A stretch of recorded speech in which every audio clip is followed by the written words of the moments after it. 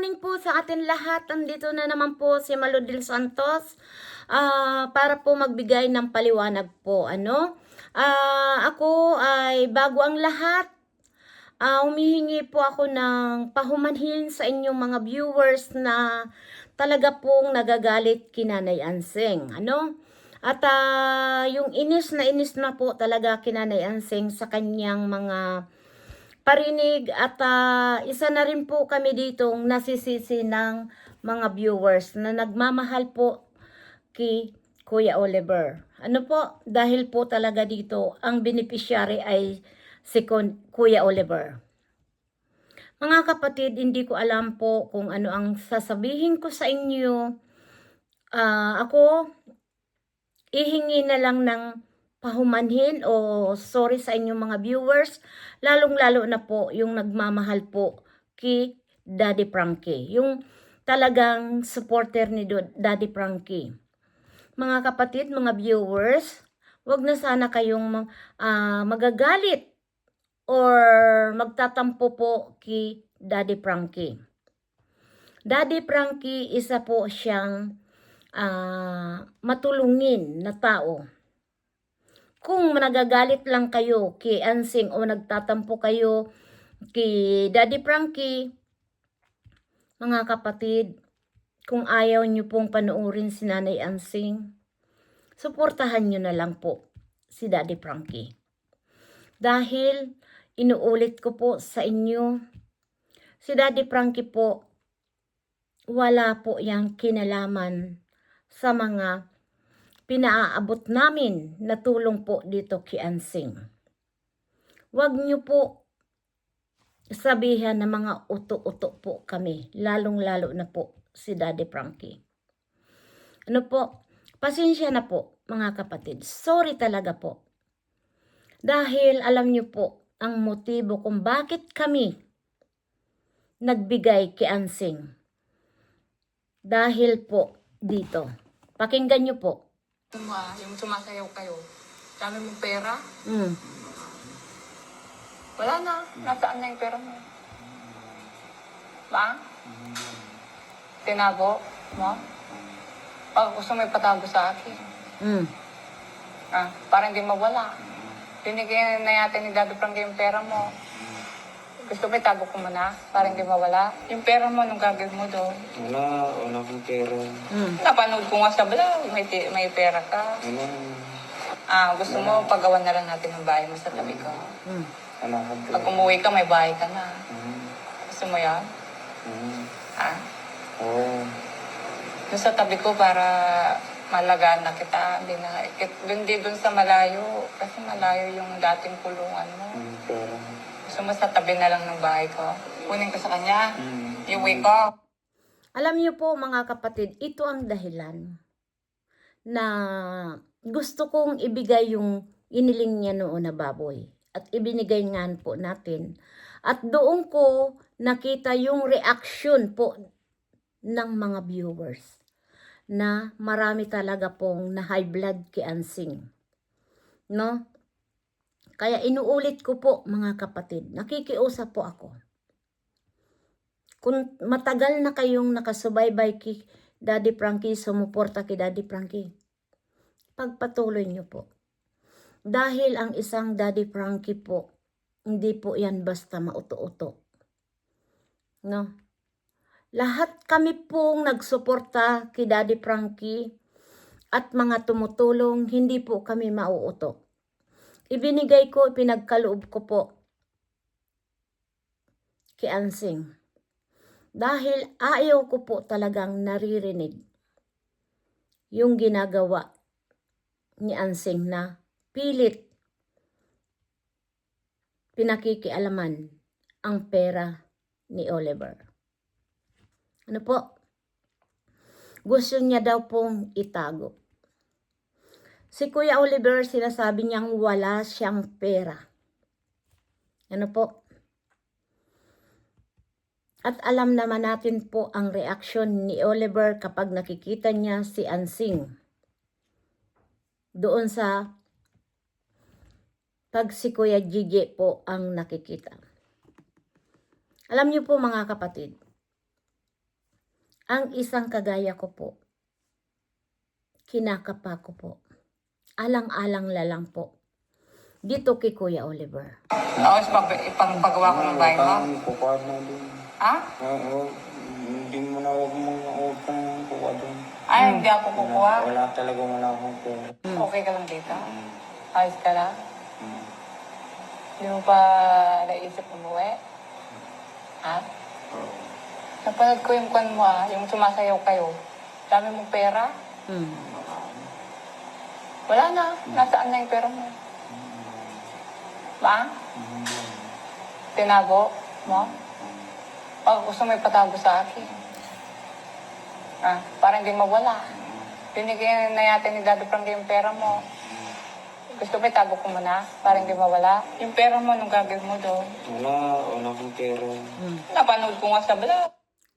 Tingnan mo, laging sinasabi ni Kuya Oliver na wala siyang pera. Huwag mong kukunin.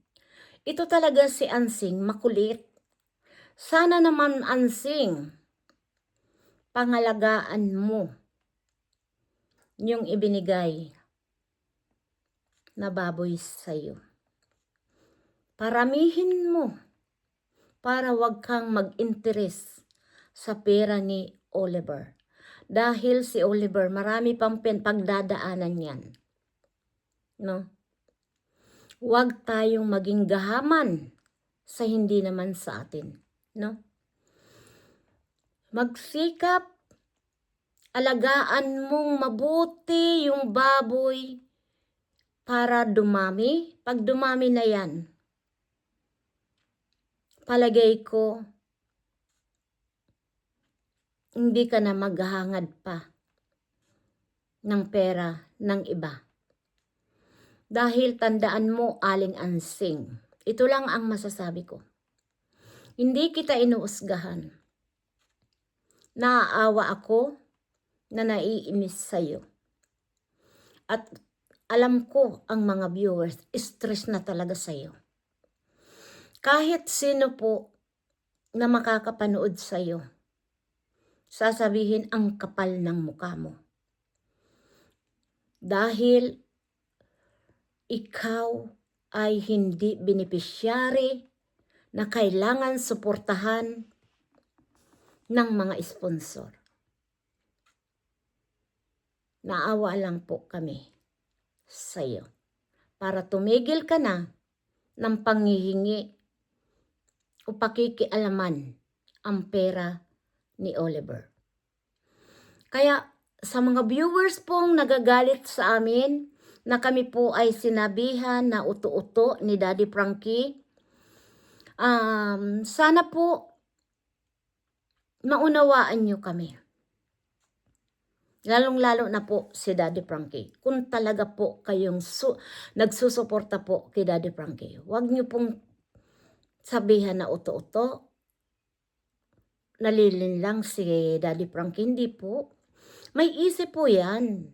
Hindi yan basta-basta pong magpapauto dito kay Ansing. Sumasakay lang po si Daddy Frankie. Ano po? Alam ko maraming mga deserve na tulungan.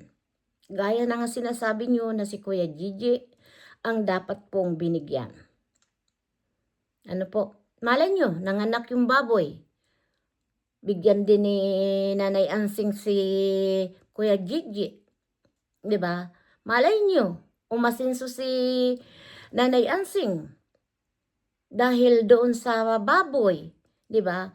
Pero hindi, wala na pong kasunod. Kaya nga nang sinasabi nyo sa akin na ako'y nagpapabida-bida, bigyan ko po ng pangkabuhayan si Ansing dahil naaawa po ako. Tindahan, motor, TV, lahat. Hindi ko naman po yan pwedeng ibigay kay Ansing. Binigay ko yung baboy sa alam kong makakatulong yun po sa kanila. Ano po? Pero yung sinasabi nyong tindahan, rep, TV, motor, luho po yun. Sila na po ang dapat mag-provide ng mga gamit. Motor, TV, rep, Sila po ang magpo-provide yan. At kung pagkain ng baboy, problema na ni Ansing yun. Dapat kung ano yung ginagawa niya sa kanyang mga anak, alagaan niya rin yung baboy na parang anak. 'Di ba? Paliguan, linisin, pakainin para mapakinabangan niya. Maganda ang manging kalusugan ng mga baboy, 'di ba? Dahil nga kita nga natin, ito may nagsabi nga, Ate Malu, doon nga sa kapatid, hindi naalagaan, yung baboy pa kaya, 'di ba? Nakapag-isip din po ako doon. Nakapag-isip din po ako na si Kuya Oliver nga hindi nila napakain ng maayos, hindi nila nabihisan, hindi nila napaliguan. Kaya po, nakapag-isip din po ako. 'Di ba? Pero wala tayong magagawa dahil naibigay na natin, wag na tayong magsisihan. Kaya ang masasabi na lang natin dito kay Nanay Ansing, pangalagaan. At kayo naman pong mga viewers, kung nai-stress po kayo, sorry po. Pasensya na po. Basta ang mahalaga po,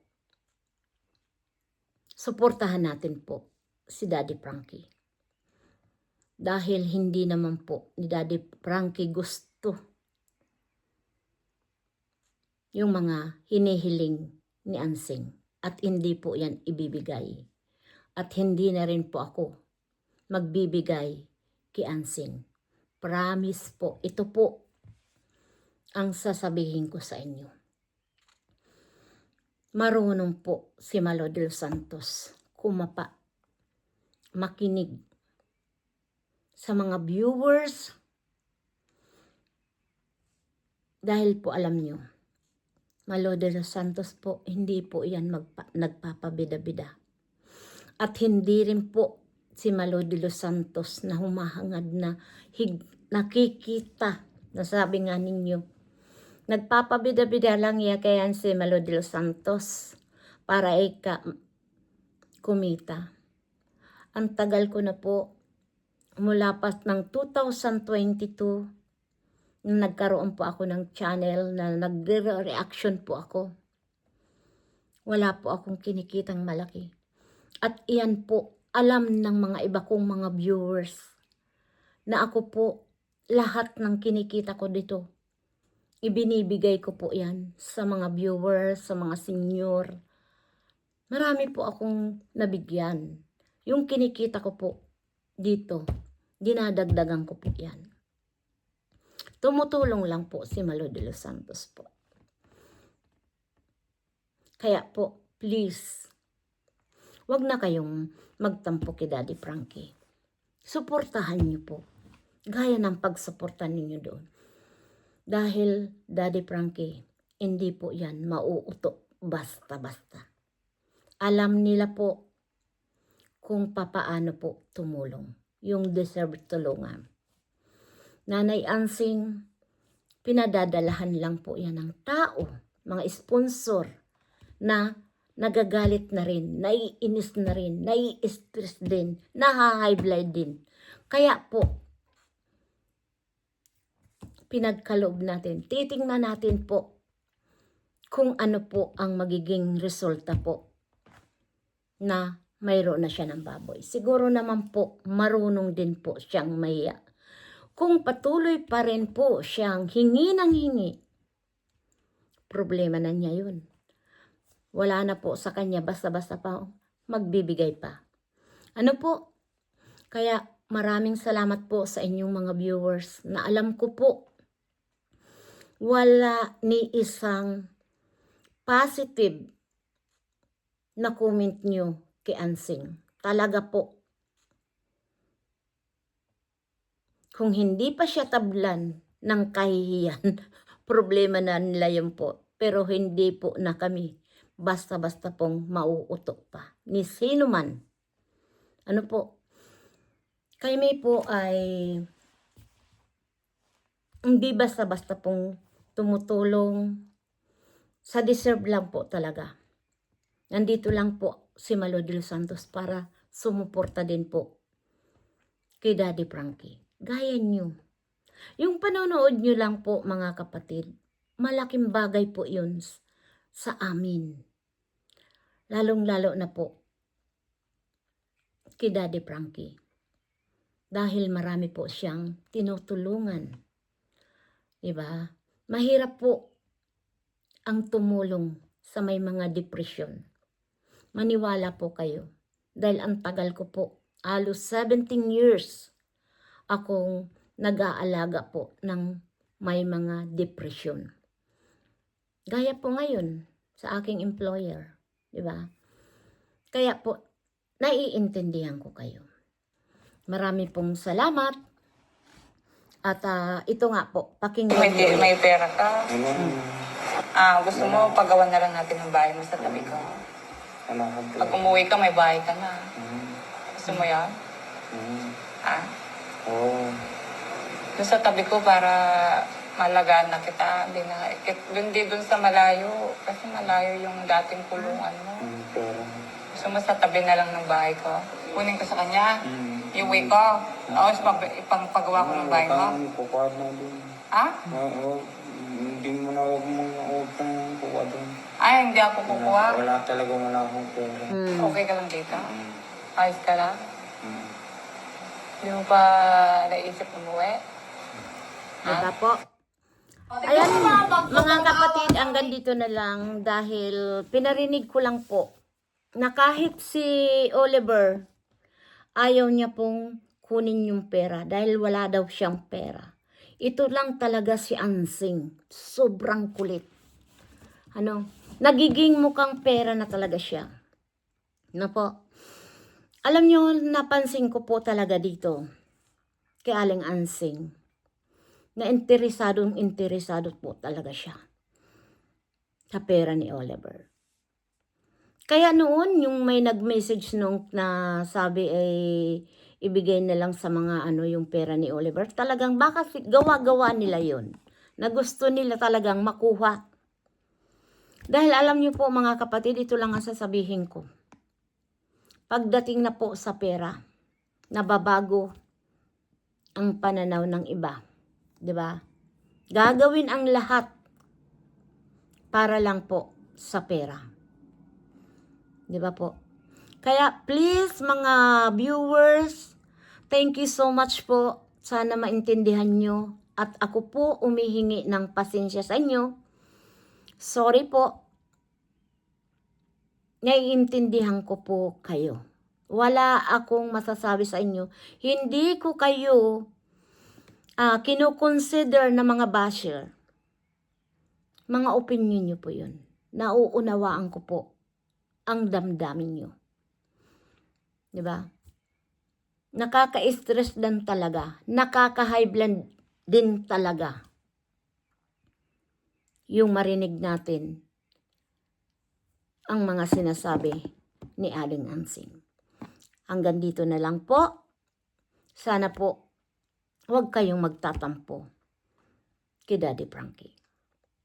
At higit sa lahat, love-love lang tayo at sumuporta na lang tayo. Please, kung hindi pa po kayo nakasupport kay Malo de los Santos, suportahan niyo po ako. At yung kikitain po natin dito sa channel ko, ipapamahagi po natin yan. Itutulong po natin yan sa deserve natin tulungan. Maraming salamat po. We love you so much sa inyong mga viewers na patuloy pong nagsusuporta po kay Daddy Frankie, kay Rowell of Malalag, Rochelle Morales. Thank you so much po sa inyong lahat. At yung hindi nyo pa dyan nasusuportahan si Malo de los Santos, please support Malo de los Santos po. Yan lang po. At marami tayong matutulungan. Hindi po ako nagpapabida-bida. We love you. Bye-bye sa inyong lahat. Thank you. And sorry again sa mga viewers. Bye-bye.